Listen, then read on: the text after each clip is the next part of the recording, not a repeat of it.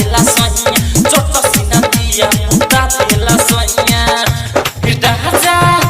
पाजा में धोके हाथ जो बने पफेरा तो रोज खात पानी रोजा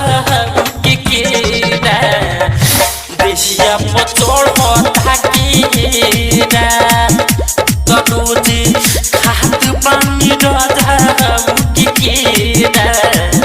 देशिया पचोड़ होता केरा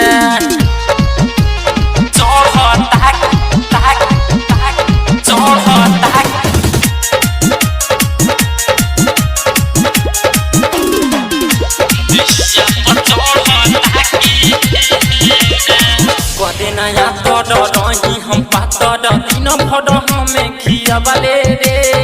देखेला फिल्म बजावेला झिलिम रात भर इल्म सिखावले रे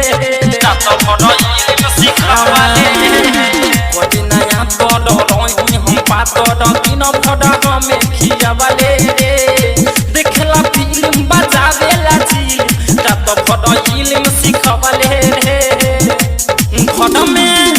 घुस लागेला सब भोला गद भेड़ा तो रोज खात पानी राजा के केरा देखिया पचड़ होता केरा तो रोज खात पानी सैया के केरा देखिया पचड़ होता केरा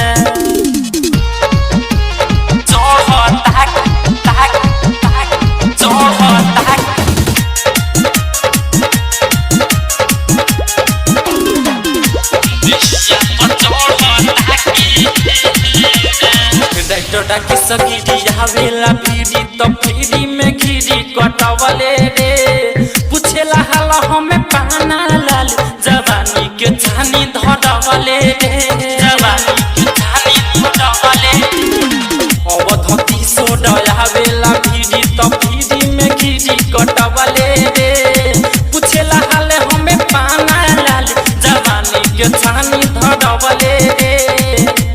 नीतिश देवादा मजाक में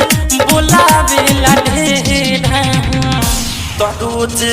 खात पानी राजा के केरा देशिया पचोड़ होता केरा तो सुनो खात पानी